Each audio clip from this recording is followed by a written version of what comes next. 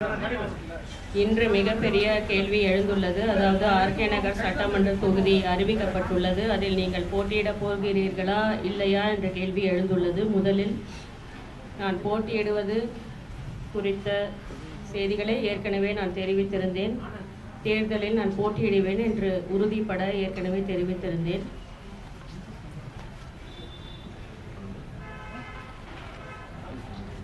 வருகின்ற ஏப்ரல் மாதம் 12ஆம் தேதி அன்று நடைபெறவுள்ள ஆர்கே நகர் இடைத்தேர்தலில் நான் போட்டியிடுவது குறித்து தொண்டர்களுடனும் பேரவை உயர்நில குழு உறுப்பினர்களுடனும் கலந்து ஆலோசித்து அதிகாரப்பூர்வமான தகவல் அறிவிக்கப்படும். இதன் அடிப்படையில் இந்த தேர்தலில் நான் போட்டியிடுவது உறுதி என்றும் தெரிவித்துக் கொள்கிறேன். இந்த ஆர்கே நகர் இடைத்தேர்தல் மூலம் தமிழகத்தில் உள்ள அம்மா அவர்களின் உண்மையான விசுவாசிகளும் கழக தொண்டர்களும் தமிழக மக்களும் அனைவரும்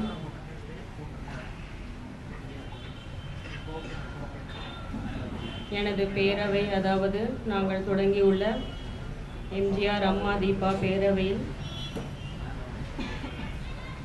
ஆதரவை தெரிவித்து பெரும் வெற்றியை ஏற்படுத்தி தருவார்கள் என்று நான் நம்புகிறேன். எதிர்காலத்தில் இந்த ஆர்கே நகர் இடைத்தேர்தல் இதன் வெற்றியில் மிகப்பெரிய வெற்றியை ஏற்படுத்தி கொடுத்து இதன் மூலம் மக்களுக்காகவே நான் என்று உண்மையாக தமிழக மக்களுக்காக உயிர் துறந்த அவர்களுக்காக மட்டுமே வாழ்ந்த அம்மா அவர்களின் ஆட்சி எதிர்காலத்தில் மீண்டும் நான் மலர்ந்திட செய்வேன் என்ற நம்பிக்கை எனக்கு இருக்கிறது.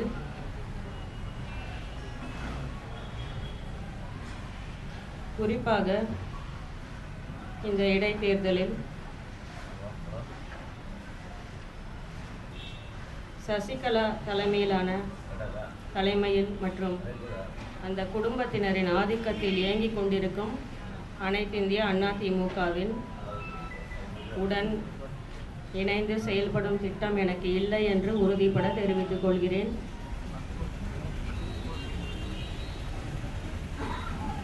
இவர்கள் அழைப்பு விடுத்தாலும் சரி, என்ன தொந்தரவு கொடுத்தாலும் சரி, எதையும் ஒருபோதும் ஏற்றுக்கொள்ள நிச்சயமாக என்னாலும் முடியாது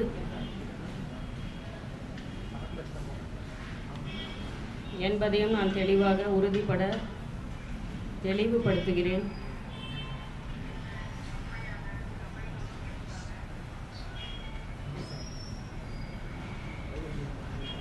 மக்களாலும் அனைத்திந்திய அண்ணா திமுகவின் உண்மை தொண்டர்களாலும் புறக்கணிக்கப்பட்டு நிராகரிக்கப்பட்டு அம்மா அவர்களாலே விரட்டி அடிக்கப்பட்டு அந்த சதிகார கூட்டத்தை மக்கள் ஒருபோதும் ஏற்க மாட்டார்கள். அவர்களுடைய குடும்பத்தினரோ அவர்கள் சார்பில் போட்டியிடும் எவராக இருந்தாலும் நிச்சயமாக இந்த தேர்தல் களத்தில் டெபாசிட்டை இழந்து ஓடுவது உறுதி என்று தெளிவுபடுத்துகிறேன். இந்த ஆர்கே நகர் இடைத்தேர்தலில் இதில் கிடைக்கும் வெற்றியின் மூலம் அம்மா அவர்களுக்கு நேர்ந்த அநீதிக்கும் கொடுமைகளுக்கும் ஒரு நல்ல தீர்ப்பை மக்கள் தீர்ப்பாக மக்கள் வழங்குவார்கள் என்று நான் நம்புகிறேன். நன்றி, வணக்கம். ஓ பன்னீர்செல்வம் அணியோட வந்து இணைந்து செயல்படுறதுக்கு என்ன தயக்கம்? இந்த தேர்தலை நீங்கள் போட்டியிடுறதா சொல்லியிருக்கீங்க, நீங்கள் அவங்களோட ஆதரவை கேட்பீங்களா? நான் இதுவரையில் யாருடைய ஆதரவையும் கேட்டு நிற்கவில்லை. ஆனால் எனக்கு ஆதரவு அளிக்க முன் வருவோரை நான் நிச்சயமாக புறக்கணிக்க மாட்டேன். அதில் என்னுடைய கவனம் இருக்கும். கலந்து ஆலோசித்த பிறகு எனது முடிவுகள் இருக்கும். அவங்களோட இணைந்து செயல்படுறதுக்கு உங்களுக்கு என்ன தயக்கம்? எனக்கு எந்த தயக்கமுமே இல்லை. அவர்கள் தான் முன் வர வேண்டும். எனக்கு எந்த தயக்கமும் கிடையாது. அன்று நான் ஏற்கனவே தெளிவாக சொல்லியிருந்தேன். முதல் கட்டமாக ஒரு மரியாதை நிமித்தமாக சந்திப்பு ஏற்பட்டது என்பதை ஏற்கனவே நான் சொல்லியிருந்தேன். அப்பொழுது ஆர்கே நகர் இடைத்தேர்தல் அறிவிக்கப்படவில்லை. இன்றைக்கு தான் அந்த சூழ்நிலை எழுந்திருக்கிறது. இது குறித்த ஆலோசனைகள் நடந்து கொண்டிருக்கிறது. ஓ பன்னீர்செல்வம் அவர்கள் உங்களுக்கு ஆதரவு அளிச்சா ஏற்றிருக்கீங்க, அப்படித்தானே? நான் ஏற்கனவே சொல்லியிருந்தேன், சசிகலா அவர்கள் தலைமையில் கொடூரமான முறையில் இயங்கிக் கொண்டிருக்கும் இந்த இயக்கத்தை தவிர, திமுகவை தவிர மற்றவர்களின் ஆதரவை நான் வரவேற்கிறேன். தேர்தலுக்கு இன்னும் கொஞ்ச நாள் தான் இருக்கு. ஆர்கே நகருக்கு நீங்க இதுவரையும் சென்றது கிடையாது. மக்களை சந்திக்கிறதுக்கான பயணம். நீங்கள் பத்திரிகையாளர் என்பது உண்மைதானா? ஆர்கே நகருக்கு நான் 3 முறை சென்றிருக்கிறேன். 3 முறை என்னுடைய முதல் கட்டமாக அங்கு நான் சென்றுதான் என்னுடைய பணிகளையே தொடங்கி இருந்தேன். தேர்தல் அறிவிச்ச பிறகு நீங்க வந்து அங்க சென்று ஏதாவது மக்களை சந்திக்க போறீங்க? நிச்சயமாக அதற்கான திட்டங்கள் மேற்கொண்டு வருகிறோம். நிச்சயமாக வேட்புமனுக்களை அங்கதான் தாக்கல் செய்யணும். அதனால வேட்புமனுவை நிச்சயமாக அங்கேதான் தாக்கல் செய்ய வேண்டும். இங்கே என் வீட்டில் இருந்தோ இல்ல போயஸ் தோட்டத்தில் இருந்தோ தாக்கல் செய்ய முடியாது. நிச்சயமாக சந்திக்கவிருக்கிறோம். சுற்றுப்பயணங்கள், பொதுக்கூட்டங்கள் அது மாதிரி ஏதாவது திட்டங்கள் இருக்கின்றன, நிறைவேறும். சொல்லியிருந்தீங்க. ஆனா வந்து அபிஷியலா வந்து நிர்வாகிகள் பட்டியல் வந்து வெளியிடல. அதுக்கடையில வந்து நிறைய கருத்துக்கள் நிலவுச்சு. அதுக்கு வந்து ஒரு முற்றுப்புள்ளி வைக்கணும்னு நினைக்கிறீங்களா? அதை பத்தி உங்களுக்கு கருத்து என்ன? இந்த அமைப்புல வந்து இந்த பேரவையில நீங்க என்ன பொறுப்புறீங்க, மத்தவங்க என்ன பொறுப்புறாங்கன்னு இந்த ஒரே குழப்பமா இருக்கு. அதுக்கு ஒரு முற்றுப்புள்ளி வைக்கிற மாதிரியான பதில் நாங்க எதிர்பார்க்கிறோம், மக்களும் எதிர்பார்க்கிறோம். அதிகாரப்பூர்வமான அறிவிப்பை வரும் திங்கள், அதாவது ஓரிரு நாட்களில் இறுதி செய்த பிறகு ஆலோசனை குழுவிடம் கலந்து முடிவு செய்து அறிவிக்கப்படும். நிர்வாகிகள் தேர்வு அப்படி இருக்கும்போது அதுல பல்வேறு குழப்பங்கள் இருந்தது. அதில் எந்த குழப்பமும் இல்லை. அதாவது சமூக வலைத்தளங்களில் அனாவசியமாக குளறுபடியாக தவறான செய்திகளை வெளியிட்டு வருகின்றனர். அதுதான் உண்மை.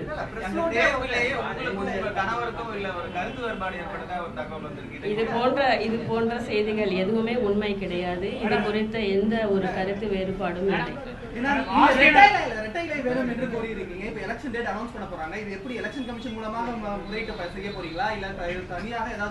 எதிர்கால திட்டத்தை குறித்து நான் கூறியிருந்தேன். அதாவது என்னுடைய நோக்கம், இந்த அமைப்பை நான் தொடங்கியதும் சரி, இந்த அரசியலுக்கு நான் வரவழைக்கப்பட்டது மக்களால் தான் மற்றும் அனைத்து இந்திய அண்ணா திமுகவின் உண்மை தொண்டர்களால் தான். ஆகையால் எதிர்கால திட்டமாக அம்மா அவர்களின் உண்மையான ஆட்சியை மீண்டும் நிலைநாட்ட, கட்சியை விடுவித்து மீண்டும் அம்மா அவர்களின் தலைமையை கொண்டு வர இது போன்ற ஒரு திட்டத்தை நான் அறிவித்திருந்தேன்.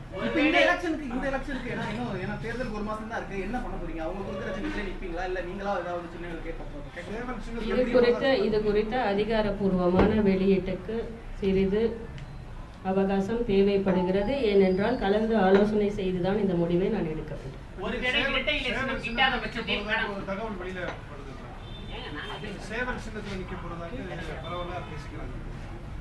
இது போன்ற செய்திகளை இன்று உறுதி செய்ய முடியாது. இது போன்ற வதந்திகள் நிறைய பரவி வருகின்றது. இதற்கெல்லாம் முற்றுப்புள்ளியாக ஓரிரு தினங்களில் அதிகாரப்பூர்வமான செய்தி வெளியிடும். இதுவரைக்கும் வெளியான பட்டியலுக்கு வந்து அதிகாரப்பூர்வமற்றது அப்படி இருக்கலாமா? இந்த பட்டியல் வந்து நிச்சயமாக இதுவரையில் வெளியான செய்தி எதுவுமே அதிகாரப்பூர்வமானது கிடையாது. அனைத்தும் வதந்திகளின் பேரில் தான் உலவிக் கொண்டிருக்கிறது. சமூக வலைதளங்களில் வெளியிட்ட பட்டியலுக்கெல்லாம் முக்கியத்துவம் தர முடியாது. என்னுடைய அலுவலகத்தின் கீழ் வந்தால் மட்டுமே நீங்கள் அதை ஒருவேளை இரட்டை இலை சின்னம் கிட்டாத பட்சத்தில் தனியாக ஒரு சின்னத்தில் என்று மக்கள் மனதில் பதிய வைத்து வெற்றி பெறலாம் என்று நம்புகிறீர்களா? வெற்றி பெறலாம் என்ற நம்பிக்கை நிச்சயமாக இருக்கிறது. சின்னம் கிடைத்தாலும் கிடைக்காவிட்டாலும் அதை பற்றியான பெரிய அளவுக்கு மாற்று கருத்தோ அதை பற்றி உங்களுக்கு எதுவும் இல்லைங்களா? ஆர்கே நகரை பொறுத்தவரையில் அம்மா அவர்களுக்காகவே இருக்கும் ஒரு தொகுதி அது. அதில் அம்மா அவர்கள் மட்டுமே முக்கியத்துவம் அளிக்கப்பட வேண்டும். அவர்களுடைய உழைப்பும் அவர்களுடைய நலத்திட்டங்களும் மனதில் வைத்துக்கொண்டு மக்கள் செயல்படுவார்கள் என்ற நம்பிக்கை எனக்கு இருக்கிறது. அம்மா அவர்களின் வாரிசாக ஆர்கே நகர் மக்கள் யாரை ஏற்றுக்கொள்வார்கள் என்று அவர்களிடம் நீங்கள் கேட்டு பாருங்கள். அவர்கள் எதை பற்றி பேச விரும்புகிறார்கள் என்று கேட்டு பாருங்கள். இதற்கான பதில் அவர்களிடமே உள்ளது. தொகுதியில மதுசூதனை நிக்கிறதா தகவல்கள் வெளியாயிருக்கு. ஒரு மூத்த கட்சி நிர்வாகி பல ஆண்டுகளா தொடர்ச்சியா இருக்காரு. எம்ஜிஆருக்கு அப்புறமும் நீங்க வந்து எதிர்த்து போட்டியிடும் போது இது 2 துருவமா இருக்கு. நீங்க வெற்றி பெறதுக்கான வாய்ப்பு இருக்கா? மக்கள் உங்களை ஏற்றுப்பாங்களா? அதைத்தான் இப்பொழுது சொல்லி வந்தேன். மக்கள் நிச்சயமாக ஏற்றுக்கொள்வார்கள். முதலில் இருந்தே இங்கு வரும் அனைவரும் ஆர்கே நகர் தொகுதியை சேர்ந்த மக்கள் தான் பிரதானமாக இருக்கிறார்கள். அவர்கள் மனதில் என்ன இருக்கிறது என்பதை யாருமே கருத்தில் எடுத்துக்கொள்ளவில்லை. அதாவது நாங்கள் யாரை வேண்டுமானாலும் அனைத்து இந்திய அண்ணா திமுகவில் இரட்டை இலை சின்னத்தில் நிறுத்துவோம், அவர்களுக்கு நீங்கள் வாக்களியுங்கள் என்பது போல்தான் ஒரு தோற்றத்தை ஏற்படுத்தி வருகின்றனர். ஆனால் மக்கள் அதை ஒருபோதும் ஏற்கப் போவதில்லை. அவர்களுக்கு உறுதியாக அம்மா அவர்கள் இடத்தில் யார் இருக்க வேண்டும் என்ற முடிவு ஏற்கனவே இருக்கிறது. நிச்சயமாக அதன் அடிப்படையில் தான் வாக்களிப்பார்.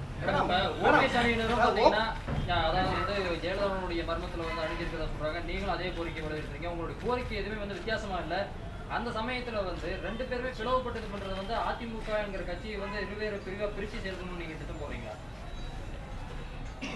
மரணம், அம்மா அவர்களின் மரணத்தில் ஏற்பட்ட சர்ச்சைகள், இது குறித்தெல்லாம் நான் முதலில் இருந்தே விவாதித்து தான் வருகிறேன். முதல் நாளிலிருந்தே விவாதித்து வருகிறேன். எங்கிருந்தோ வந்து திடீரென்று நான் குரல் எழுப்பவில்லை. அரசியல் ஆதாயத்துக்காகவும் அந்த குரலை எழுப்பவில்லை. அவர்கள் என்னுடைய தாயுடைய இடத்தில் அந்த ஸ்தானத்தில் இருப்பவர்கள் என்பதை தயவு செய்து புரிந்து கொள்ளுங்கள். இதை அரசியலாக்குவதை நான் சற்றும் விரும்பாத ஒரே காரணத்தால் தான் அவ்வளவு காலம் பொறுமையாக நான் காத்து கொண்டிருந்தேன். இப்பொழுது அரசியலில் இருப்பவர்கள், மூத்த தலைவர்கள், அவர்களெல்லாம் இது குறித்து கருத்தை கூறுவதற்கும் நான் கூறுவதற்கும் நிச்சயமாக நிறைய வித்தியாசம் இருக்கிறது என்பதை புரிந்து கொள்ளுங்கள். இந்த தேர்தலில் எதை முன்னிறுத்தி உங்களது பிரச்சாரம் அமையும்? எதை முன்னிறுத்தி அமையும்? அம்மா அவர்கள் என்னென்ன செய்ய விரும்பினார்களோ, ஆர்கே நகர் தொகுதியில் உள்ள மக்களுக்கும் சரி, தமிழக மக்களுக்கும் சரி, அவர் என்னென்ன செய்ய வேண்டும் என்று ஆசைப்பட்டார்களோ அதை அனைத்தையும் நான் நிறைவேற்றுவேன் என்று உறுதியுடன் தெரிவித்தேன். நேற்று முன்தினம் பேசிய மாபா பாண்டியராஜன் உங்கள் பேரவையிலிருந்து சிலர் அவர்களை சந்தித்து அவரோடு சேர்வதாக கூறியுள்ளார். இது தினந்தோறும் சந்தித்து அங்கு சேர்வதாக கூறிக்கொண்டிருக்கிறார். அதை பற்றி உங்களுக்கு இப்படியெல்லாம் ஒரு தோற்றத்தை ஏற்படுத்தி வருகின்றனர். அவர்கள் மீது அனாவசியமான கருத்தையோ விமர்சனத்தையோ நான் இப்பொழுது முன்வைக்க விரும்பவில்லை. ஏனென்றால் அவர்கள் மீது எனக்கு அம்மா அவர்கள் என்ன மரியாதை வைத்திருந்தார்களோ அதே அளவுக்கான மரியாதை நானும் வைத்திருக்கிறேன். இது போன்ற அனாவசிய செய்திகளை யாரும் நம்ப வேண்டாம் என்று கேட்டுக்கொள்கிறேன். தமிழகத்துல இடைத்தேர்தல்களுக்குன்னு ஒரு வரலாறு இருக்கு. திருமங்கலத்துல தொடங்கி ஒரு வரலாறு இருக்கு. இதை நீங்க எப்படி சமாளிக்க போறீங்க? என்னுடைய முழு உழைப்பும் இதற்காக இருக்கும். இந்த வினாடியிலிருந்தே இதற்காக முழு உழைப்பும் இருக்கும். மக்களுடைய ஆதரவு நிச்சயமாக எனக்கு இருக்கிறது என்று நான் நம்பிக்கையுடன் தான் இதில் என்னை ஈடுபடுத்திக் கொள்கிறேன். நிச்சயமாக அதன் அடிப்படையில் வெற்றி இருக்கும் என்று நம்புகிறேன். மேடம், 2015 இடைத்தேர்தலில் வந்து மேடம் ஜெயலலிதா வந்து 1.5 லட்சம் வாக்கு வித்தியாசத்தில் வந்து ஆட்சியாளர் வந்து வெற்றி பெறாங்க. அதே நேரம் கடந்த ஆண்டு நடந்த சட்டசபை தேர்தலில் பொது தேர்தலில் வந்து வெறும் 39,000 ஓட்டு வாக்கு வித்தியாசம் ஜெயிக்கிறாங்க. அப்படி இருக்கத்துல இன்னைக்கு வந்து நீ அதிமுக 3ஆ பிளவுபட்டு நிற்கிறீங்க. இதை வந்து நீங்க 3 பேர் பிளவுபட்டு நிற்கிறது வந்து திமுகவுக்கு ஒரு ஆதரவாக இருக்கும் ஒரு சூழ்நிலை ஏற்பட்டிருக்கு. இதை நீங்க எப்படி சமாளிக்க போறீங்க? இந்த வாக்கு வித்தியாசம் நீங்க வச்சு பார்த்தாலே உங்களுக்கு தெரியும் அதிமுகவுடைய இது அங்க எப்படி இருக்கு அப்படின்னு. இதற்காக தான் நான் மக்களுடைய விருப்பத்தை கேளுங்கள் என்று சொன்னேன். மக்களுடைய விருப்பம் அது கிடையாது. மக்கள் நிச்சயமாக அம்மா அவர்கள் இடத்தில் அவருடைய உண்மையான வாரிசு இருக்க வேண்டும் என்று விரும்புகிறார்கள். ஆர்கே நகர் மக்களும் அதை விரும்புகிறார்கள். ஆகையால் இந்த முறை இது போன்ற ஒரு குறைந்த வாக்குப்பதிவோ இல்லை அம்மா அவர்கள் பேருக்கு களங்கம் விளைவித்த அந்த கூட்டத்திற்கு ஒரு நல்ல முடிவையும் ஒரு நல்ல வரலாற்று சிறப்புமிக்க முடிவை மக்கள் அளிப்பார்கள் என்ற நம்பிக்கை எனக்கு இருக்கிறது.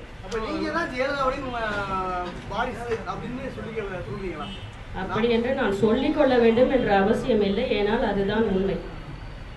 ஏனென்றால் அம்மா அவர்கள் என்ன நினைத்தார்கள், அவர்கள் என்ன ஆசைப்பட்டார்கள், அவர்கள் யாரை நிறுத்த வேண்டும் என்று நினைத்தார்கள் என்பதெல்லாம் யாரும் தெரிந்து கொள்ளவோ புரிந்து கொள்ளவோ அதற்கு இடமே அளிக்கவில்லை. திடீரென்று வந்தார்கள், நாங்கள் தான் என்றார்கள், அவர்கள் இடத்தில் வந்து அமர்ந்திருக்கிறார்கள். இதை மக்கள் ஒருபோதும் ஏற்க மாட்டார்கள் என்பதுதான் என்னுடைய தாழ்மையான கருத்து. அதிமுக 3 அணி, ஆர்கே நகர் இடைத்தேர்தலில் 4 முனை போட்டி திமுகவோட சேர்த்து. தீபா இதுல வந்து தன்னுடைய எதிர்கட்சியாக பிரதான கட்சியாக நம்ம போகக்கூடிய கட்சியாக எதை நினைக்கிறோம்? நிச்சயமாக சசிகலா அவர்களின் தலைமையில் இயங்கும் அந்த கொடூரமான சக்தியை தான் நான் எதிர்க்க விரும்புகிறேன். திமுகவை இதில் வந்து நிலைப்படுத்தலாம்.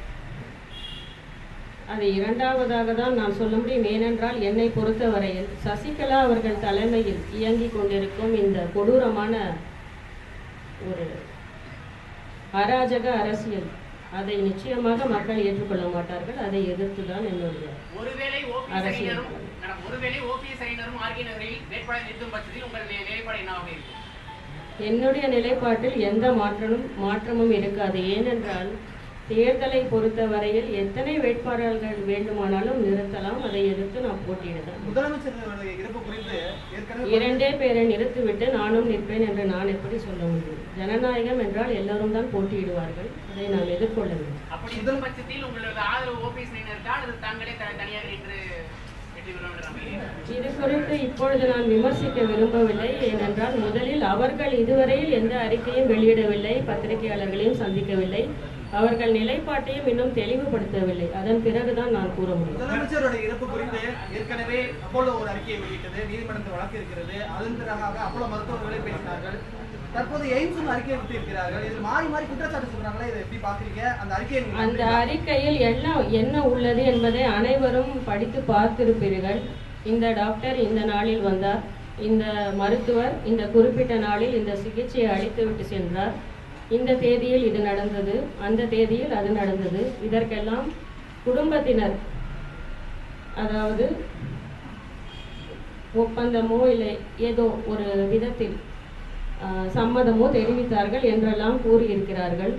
இதை ஒரு அறிக்கையாகவே ஏற்றுக்கொள்ள முடியாது. ஏனென்றால் என்ன சிகிச்சை அளித்தார்கள், எதற்காக மருத்துவமனையில் அனுமதித்தார்கள், இவர்கள் குறிப்பிடும் குடும்பத்தினர் யார் என்பதையெல்லாம் நிச்சயமாக அவர்கள் வெளிவந்து விளக்க வேண்டும். இதை ஏற்றுக்கொள்ள எப்படி முடியும்? இதை கொடுத்ததும் கொடுக்காததும் இரண்டுமே என்னை பொறுத்தவரையில் ஒன்றுதான். இப்பொழுது சிறையில் அடைக்கப்பட்டிருக்கும் சசிகலா அவர்களுக்காக அவர்களின் வலியுறுத்தலின் பேரில் இந்த அறிக்கையை வெளியிட்டிருக்கலாம் என்பதுதான் என்னுடைய கருத்து. இதில் எந்த உண்மையுமே வெளிவந்ததாக எனக்கு நிச்சயமாக தெரியவில்லை. ஏனென்றால் இந்த தேதியில் இந்த மருத்துவர் வந்தார், அந்த தேதியில் இந்த சிகிச்சை அளித்தார்கள், இந்த குறிப்பிட்ட நாட்களில் எய்ம்ஸ் மருத்துவர்கள் வந்தார்கள், குறிப்பிட்ட சில தினங்களில் என்றுதான் அதில் வெளியிட்டிருக்கிறார்கள். உண்மையில் என்னென்ன நிகழ்ந்தது, என்னென்ன நடந்தேறியது, என்னென்ன சிகிச்சைகள் எதற்காக அளிக்கப்பட்டது என்பது எதையுமே அதில் அவர்கள் விளக்கவில்லை. இது தொடர்பாக அறிக்கை தொடர்பாக வழக்கு ஏதாவது முடிவு பண்ணிருக்கீங்களா? இது தொடர்பாக நானே முன் நின்று கேள்விகளை எழுப்பலாம் என்று முடிவு செய்திருக்கிறேன். மக்களிடமும் கேள்வி எழுப்பலாம் என்று முடிவு செய்திருக்கிறேன். அப்பல்லோவிடமும் கேள்விகளை எழுப்பலாம் என்று முடிவு செய்திருக்கிறேன். இந்த அறிக்கையில் எந்த உடன்பாடும் எனக்கு இல்லை என்பதையும் நான் தெளிவுபடுத்தேன். ஆர்கே நகர் இடைத்தேர்தலில் தீபா போட்டியிடுறாங்க. தீபா வெற்றி பெறணும் என்பது அவங்களுடைய விருப்பம். தோல்வி விட்டால் உள்ளாட்சி தேர்தலை சந்திப்பாரா, சந்திக்க மாட்டாரா? எத்தனை தோல்விகள் வந்தாலும் மீண்டும் மீண்டும் நான் போட்டியிடுவேன் என்பதில் உறுதியாக இருக்கிறேன். என்னுடைய நோக்கம் தமிழக மக்களுக்காக சேவை செய்வது, அம்மா அவர்கள் வழியில் என்பது உறுதியாக இருக்கிறேன். இதில் எந்த மாற்றமும் இருக்காது. சசிகலா குடும்பம் தரப்பிலிருந்து உங்களுக்கு மிரட்டல்கள், இடையூறுகள் ஏதாவது வந்துட்டு இருக்கா? பல இடையூறுகளை ஏற்படுத்தி வருகின்றன. குறிப்பாக நான் தொடங்கிய பேரவையில் குழப்பத்தை ஏற்படுத்தி கொண்டு, எங்கள் குடும்பத்தினுள் குழப்பம் இருக்கிறது என்பது போல ஒரு தோற்றத்தை எல்லாம் ஏற்படுத்தி கொண்டு, அனாவசியமாக சர்ச்சைகளை கிளப்பிக் கொண்டு பல தொந்தரவுகளை அளித்துதான் வருகிறார்கள். இதையெல்லாம் நான் பெரிதாக எடுத்துக்கொள்ளவில்லை. ஏனென்றால் நிச்சயமாக மக்கள் மனதில் என்ன இருக்கிறது என்பதை நான் புரிந்து கொண்டு இந்த பணியில் என்னை ஈடுபடுத்தி கொண்டிருக்கிறேன். இதில் எனக்கு எந்த சுயநலமோ தனிப்பட்ட எந்த ஒரு நலனுக்காகவோ இல்லை யாருடைய நலனுக்காகவோ இதை நான் நிச்சயமாக செய்யவில்லை. முதலில் இருந்தே நான் சொல்லி வந்தேன், மக்கள் விரும்பினால் நான் அரசியலில் என்னை ஈடுபடுத்திக் கொள்கிறேன், இல்லை என்றால் இதில் எனக்கு எந்த ஆர்வமும் கிடையாது என்று முதலிலிருந்தே நான் தெளிவாக சொல்லி வந்தேன். மக்கள் அதை விரும்பினார்கள். அவர்கள் கருத்துக்களை நான் பகிர்ந்து கொண்டுதான் இந்த முடிவை எடுத்தேன். நிர்வாகிகள் பட்டியல் 2 நாள்ல வெளியிடுன்னு சொல்லிருக்கீங்க. இந்த பேரவையில நீங்க என்னவா இருக்கீங்க? அதை கரெக்டான ஒரு விளக்கம் கிடைக்கவே இல்லை. 2 நாள்ல அதிகாரப்பூர்வமா அனுப்பின அன்னைக்கே சொன்னீங்க, பிப்ரவரி 27ஆம் தேதி சொன்னீங்க. ஆனா இப்பவும் காலந்தாழ்த்தி வந்துட்டே இருக்கு. உள்ளாட்சி தேர்தலும் ரொம்ப நெருங்கிட்டே வருது. நிர்வாகிகளும் தயாராகணும் அப்படின்னு மிக குறுகிய காலகட்டத்தில் நான் இந்த அரசியல் களத்தில் என்னை ஈடுபடுத்தி கொண்டுள்ளேன். மிகவும் குறுகிய கால அவகாசத்தில் தான் இந்த முடிவுகளை எல்லாம் நான் எடுத்துள்ளேன். இப்பொழுது இந்த பேரவையின் பொருளாளர் மற்றும் செயலாளர் இரண்டுமே நானாக தான் செயல்பட்டு வருகிறேன். தீபாவிற்கு ஆதரவு குறைந்து விட்டதாக ஒரு பரவலான கருத்து இருக்கு. ஏன்னா உங்க வீட்டு முன்னாடி இதுக்கு முன்னாடி இருந்த கூட்டம் வந்து இப்பொழுது பரவலாக காணப்படலன்ற ஒரு குற்றச்சாட்டு இருக்கு. நான் ஏற்கனவே அதிகாரப்பூர்வமாக வாரம் 2 முறை மக்களை சந்திப்பதாக அறிவித்திருந்தேன். ஆகையால் தினமும் இங்கு கூட்டத்தை நான் எதிர்பார்க்கவும் இல்லை. அவர்கள் ஆதரவு எனக்கு ஒருபோதும் குறையவும் இல்லை. உங்கள் சகோதரர் தீபக்கையும் அதற்காக நேரம் வாரத்தில் 2 முறை ஒதுக்கப்பட்டிருக்கு. மேடம், உங்கள் சகோதரர் தீபக்கையும் பேரவையை சேர்த்து இணைத்துக் கொண்டு செயல்படுவதற்கான சாத்தியக்கூறுகள் எதுவும் உண்டா? அனாவசியமாக எனது குடும்பத்தை சேர்ந்தவர்களை பற்றின தனிப்பட்ட கருத்துக்களை நான் பகிர்ந்து கொள்ள இந்த நேரத்தில் விரும்பவில்லை. ஏனென்றால் தீபக் தெளிவாக தொலைக்காட்சியில் வந்து பேசியிருந்தார்.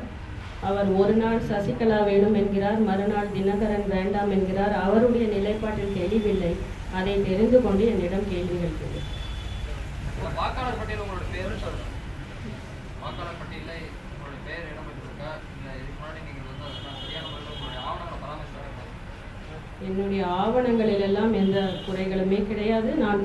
நான் போட்டியிடவிருக்கும் முதல் தேர்தல். நீங்க ஆர்கே நகர்ல போட்டியிட்டதா அறிவிச்சிட்டீங்க. இந்த நிலையில ஆர்கே நகர் தொகுதி மக்களுக்கு அவங்களிடம் என்ன கோரிக்கை வைக்கிறீங்க, என்ன கருத்து சொல்லுங்க? ஆர்கே நகர் மக்களிடம் அம்மா அவர்களுக்கு என்ன தீர்ப்பை நீங்கள் வழங்க விரும்புகிறீர்கள் என்று நான் கேள்வியை இந்த நேரத்தில் எழுப்ப விரும்புகிறேன். அம்மா அவர்களுக்கு அவர்கள் உங்களுக்காக வாழ்ந்து அவர்கள் வாழ்க்கையை அர்ப்பணித்தார்கள். அந்த இடத்தை எனக்கு கொடுங்கள். நிச்சயமாக என்னுடைய வாழ்நாள் முழுவதும் உங்களுக்காகவும் தமிழக மக்களுக்காகவும் நான் அர்ப்பணிக்க காத்திருக்கிறேன் என்பதை தெரிவித்துள்ளேன்.